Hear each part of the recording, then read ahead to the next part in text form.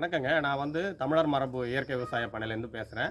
பேர் வந்து கப்பலோட்டி தமிழன். இன்னைக்கு பார்த்தீங்கன்னா, உணவே மருந்து என்ற முறையில வந்து நம்ம வந்து கோழிங்களுக்கு ஒரு முக்கியமான ஒரு உணவ நம்ம குடுக்க போறோம். ஒரு காலகட்டத்தில கொரோனா காலகட்டத்தில பார்த்தீங்கன்னா, அது இல்லாத கசாயமே இல்ல. அது பார்த்தீங்கன்னா, பல உயிர்கள இன்னைக்கு வரைக்கும் அது வாழ வச்சுக்கின்னு இருக்கு. அதுதாங்க நிலவேம்பு. அதுதான் இன்னைக்கு வந்து நம்ம கோழிங்களுக்கு குடுக்க போறோம். இதுதாங்க அந்த நிலவேம்பு. நம்மகிட்ட கொஞ்சம் நெறைய இருக்கும் நிலவேம்பு. இதுதான் நம்ம வந்து கோழிக்கு குடுக்க போறோம். இது நம்ம குடுக்குறதால பார்த்தீங்கன்னா, கோழிகளுக்கு வந்து கல்லீரல், கணையம், உள்ளுறுப்புகள், ஜுரம் அந்த மாரியான எந்த நோயுமே காய்ச்சல் அந்த மாரியான எந்த நோயுமே வராது. நீங்க இத ஒரு 1/2 இல சாப்பிடனா கூட உங்களால முடியாது. அவ்ளோ பெரிய கசப்பு. உள்ளுறுப்புகள் வரைக்கும் கசக்கும் இது.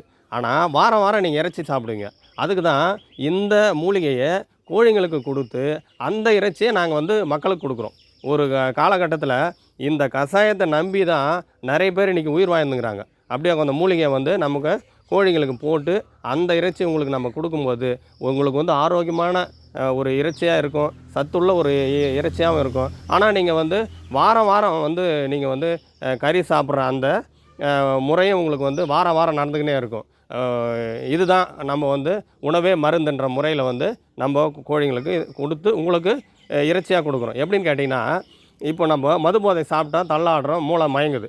அதே வந்து ஒரு விஷத்த குடித்தா நம்ம வந்து இறந்துர்றோம். அதே வந்து ஒரு சத்துள்ள உணவ சாப்பிடும்போது நம்ம ஆரோக்கியமா இருக்கிறோம். அதுதான் உணவு எப்படியோ ஊண் அப்படின்ற முறையில இத கோழிங்களுக்கு குடுத்து, உங்களுக்கு நாங்க இறைச்சியா குடுக்குறோம். வேண்டும் என்பவர் வந்து தொடர்பு கொள்ளுங்க.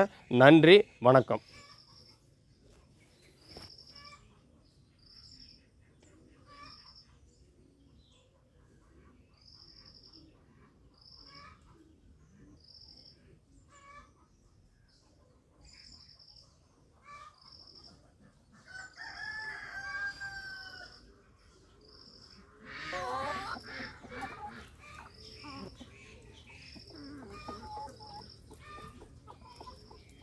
இது நல்லா